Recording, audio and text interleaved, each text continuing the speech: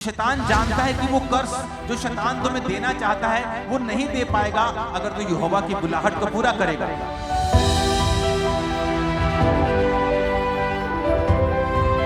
और अगर वो अपनी बुलाहट से भागता है वो अपना तो नुकसान करता भी है, अपने आसपास का भी नुकसान करता है। फिर आप ले हैंड करवा लो, आप 40 रोजे रख लो, 80 रख लो, 120 रख लो कि हील हो जाए, डिलीवर हो जाए, ये मुसीबत चली जाए, वो नहीं जाने वाली, क्योंकि वो मुसीबत सिर्फ जो कार्य प्रभु ने दिया उसे पूरा करने पर ही हो जाए।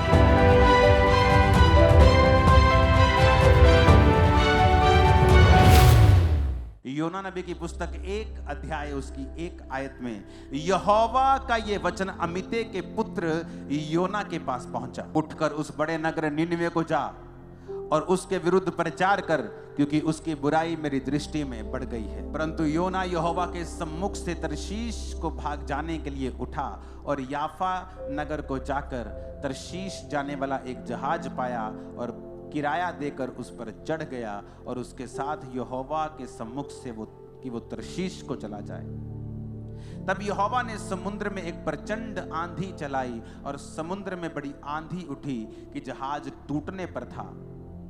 मल्लाह लोग उठकर अपने देवता की दुहाई देने लगे और जहाज में जो व्यापार की सामग्री थी उसे समुद्र में फेंकने लगे कि जहाज हल्का हो जाए।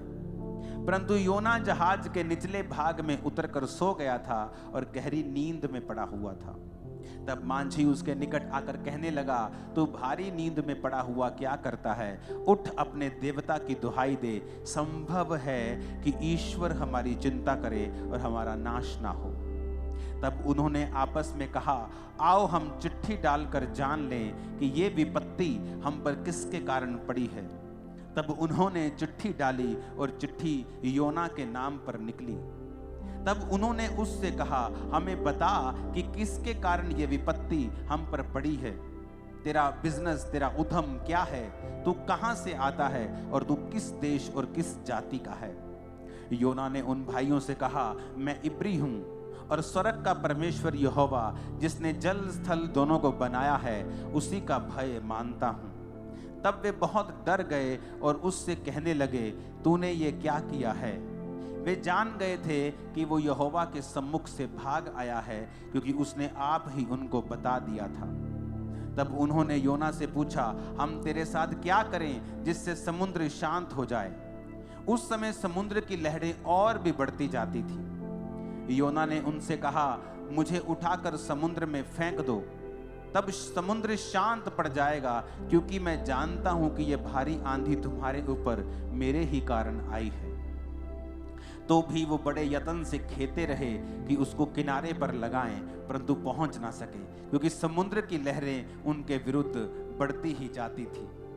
उन्होंने यहोवा को पुकार कर कहा, हे यहोवा, हम विनती करते हैं कि इस मनुष्य के प्राण के बदले हमारा नाश ना हो, ना हमें इस निर्दोष की हत्या का दोषी ठहरा, क्योंकि हे यहोवा, जो कुछ तेरी इच्छा से था तूने वही किया है।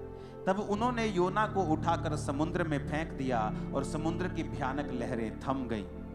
तब उन मनुष्यों ने यहोवा का भय माना और उसको भेंट चढ़ाई और मन्नतें मानी।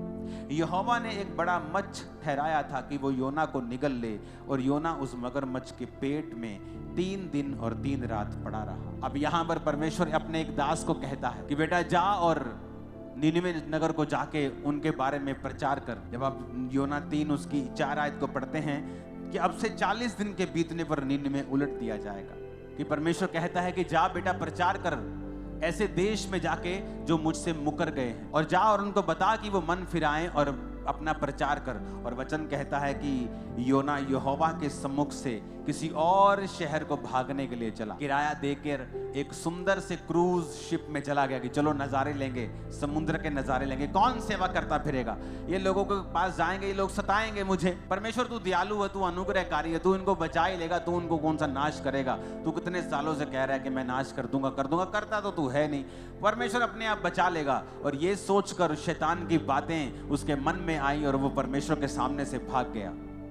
और जब भागा तो समुद्र में आंधी और तूफान आया, और अगली स्टोरी आपने पढ़ी है। सब लोग पूछने लगे ऐसा क्यों हुआ? तो कहता मैं परमेश्वर के सामने से भाग आया हूं। कुछ मुसीबतें आपकी लाइफ में ऐसी हैं, वो प्रार्थना से कभी नहीं जाती। अगर परमेश्वर ने आपको किसी काम के लिए ठहराया है, सेवा के लिए ठहराया है कि बेटा तुझे ये सुसमाचार की सेवा करनी है, आप भाग जाएं और कहें ये बहुत मुश्किल है, इसमें तो सताव का सामना करना पड़ेगा, इसमें तो अपनी पर्सनल लाइफ को साइड पर रखना पड़ेगा, तो ये कैसे पॉसिबल है? परमेश्वर, क्या मैं बिजनेस करके अपने पैसों से तुझे सपोर्ट कर सकता हूं? मैं 50% तुझे पार्टनर बनाता हूं। परमेश्वर कहता नहीं, जो मैं चाहता हूं तू वही करेगा। इमेजिन करो, जब उसने दिमाग में सोच लिया कि मैं नहीं जाऊंगा, मैं प्रचार नहीं करूंगा, उसे कुछ नहीं हुआ, बल्कि उसे और रिलैक्स फील हुआ होगा। हाँ, रिलैक्स, मजा आ गया, थोड़ा बोझ कम हुआ, अपना बैग वैग पैक किया होगा, बड़े मजे से अच्छे अच्छे कपड़े डाले होंगे, क्रूज शिप पर भाड़ा किराया पड़ा है, क्रूज शिप पर गया, भाड़ा वगैरह दिया, बड़ा शिप था, वहां सामग्री भी थी, लोग भी थे, आराम से जाके सोया हुआ है, जान छूटी। क्योंकि जब लोग गलत स्टेप्स लेते हैं और वो सेवा त्याग देते हैं या प्रभु का दिया हुआ बुलाहट त्याग देते हैं, उनको एकदम से कभी भी तूफान का सामना नहीं करना पड़ा। ये हिस्ट्री बताती है। जब भी कोई व्यक्ति गलत काम करता है, उसे एकदम से कभी भी मुसीबत का सामना कई बार नहीं करना पड़ता है। हाँ, धर्मी को अगर थोड़ी सी भी वो गलती करे, हो सकता है परमेश्वर अगले दिन ही उसके कान खींच ले और उसको मारे और उसको झिड़के और उसको सुधारने के लिए कुछ भी वो कर सकता है, क्योंकि परमेश्वर देखता है कि ये सुधर सकता है, इसको सुधारो, डंडा मारो इसको, थोड़ा सा इसको हिलाओ, झिझोड़ो, थोड़ा सा इसको हिलाओ, इसको थोड़ी सी ठीक हो जाएगा ये। लेकिन जो व्यक्ति कई बार कठिन होता है, मुश्किल होता है, जो कठोर होता है, जो मन में ठान चुका होता है, प्रभु को बताइए नहीं मानेगा, तो कई बार जब वो जाता है, परमेश्वर कुछ नहीं करता उसकी लाइफ में, उसे लगता है सब ठीक हो गया, मेरा तो वीजा लग गया। लेकिन जब मुसीबत आती है उसकी लाइफ में, उसकी फैमिली की लाइफ में, तब मैं आपको बता देता हूं, ले हैंड से वो मुसीबत खत्म नहीं होगी। आप 40 नहीं, आप 4000 रोजे रख के अपने आप को खत्म कर लीजिए, ये मुसीबत तब भी खत्म नहीं होगी। क्योंकि परमेश्वर ये चाहता था कि तेरे द्वारा एक काम करना, तेरे द्वारा कुछ ऐसा काम करना, ऐसी सेवा करना, एक मूल्य प्रभु चाहता था तुम्हारी लाइफ से कि तू उसकी सेवकाई में दे। उसके बदले में वो तुझे ब्लेस रखता, तेरे परिवार को ब्लेस रखता, सब कुछ अच्छा होता, समय पर तुझे सब कुछ मिल जाता। लेकिन जब हम परमेश्वर से हटते हैं और योना नबी की तरह काम करते हैं, फिर आता है एक टर्निंग पॉइंट, जहां लाइफ में फिर मुसीबत एंटर करती है। और मैं आपको बताना चाहता हूं, अपने पास्टर को इस मुसीबत के लिए कृपया तंग ना करें, क्योंकि ये मुसीबत ले हैंड से जाने वाली नहीं है। ये मुसीबत तुम्हारी तौबा की वजह से जाएगी, जो तुम करना नहीं चाहते हो। योना कहता, प्रभु अगर आप 2 पाप पढ़ेंगे ना, तो लिखा, जब मैं समुद्र की तह तक चला गया, पानी मेरे ऊपर था और मैं मूर्छा खाने लगा, मैं पहाड़ों की जड़ तक जब पहुंच गया, तब मैंने यहोवा की दुहाई दी और उसने एक मगर को भेजा, एक मच्छी को भेजा, जो उसने मुझे निगल लिया। पेट के अंदर पड़ा पड़ा वो 3 दिन रात परमेश्वर की दुहाई देता रहा और परमेश्वर के उस मच्छ ने उसको निगल दिया। जब तौबा की कि परमेश्वर मुझे माफ कर दे, मैं जाता हूं, तो परमेश्वर कहता है, पहले तुझे मालूम नहीं था, तो पहले अगर जाता तो इतने छितर ना खाता, तू इतनी मुश्किलें तुझको ना आती, तूने दूसरों का भी नुकसान करवाया। व्यापार की वस्तुएं, उसमें घी होगा, उसमें चावल होंगे, उसमें क्या क्या व्यापार पुराने जमाने में होता, कपड़े होंगे, सारा कुछ समुद्र में फेंका। फाइनेंशियली नुकसान किया, दूसरों का नुकसान किया। कुछ परिवारों का नुकसान होता है जब उनके बच्चे सेवा छोड़ते हैं, लेकिन तब वो नहीं बोलते, आने दो, अब घर आ गया, मेरे घर का काम करेगा। भाई साहब, वो घर का काम नहीं करेगा, वो नुकसान करेगा। क्यों?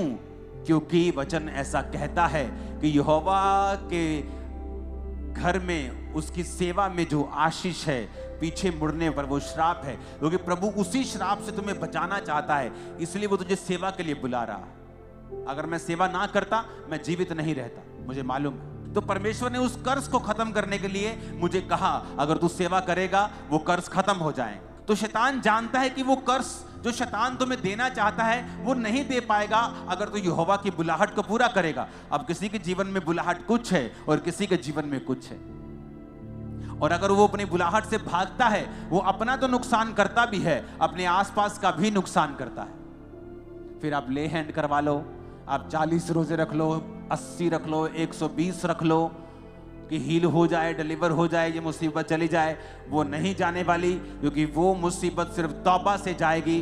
जो कार्य प्रभु ने दिया उसे पूरा करने पर ही वो जाए। लेकिन ईगो रास्ते में आती है और वो ईगो के कारण लोग मारे जाते हैं। पारिवारिक मेंबर्स का नुकसान होता है, फाइनेंस का नुकसान होता है, जीवन का नुकसान होता है, बुढ़ापे में और अधिक उनको तकलीफों का सामना करना पड़ता है। वो सॉन्ग है ना, खुदाया तेरी रूह तो मैं भला न सके किधर जाऊं, कि तू सब तरफ है, मैं कहां जाऊं, आसमान में चढ़ूं तू है, समुद्र के नीचे तू है, हर जगह तू है। कभी परमेश्वर की बुलाहट से भागो मत, क्योंकि जब आप बुलाहट से भागेंगे तो परमेश्वर का कोई भी नुकसान नहीं होगा।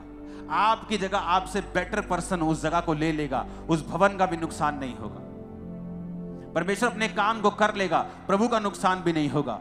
नुकसान एक ही व्यक्ति होगा, जो आप होंगे या आपकी फैमिली हो। क्योंकि अगर आप बुलाहट को पूरा करते हैं तो परमेश्वर आपके जीवन में वो सारे फलों को देता है जो परमेश्वर ने आपकी लाइफ में सोचे हुए हैं। हालेलुया। परमेश्वर के दास के द्वारा टीचिंग्स को सुनने के लिए, अनाउंसमेंट्स और अपडेट्स को जानने के लिए आप हमारे YouTube चैनल को सब्सक्राइब करें और साथ में बेल आइकन को दबाएं, ताकि जब भी कोई नई अपडेट हो तो आप सबसे पहले जान सकें।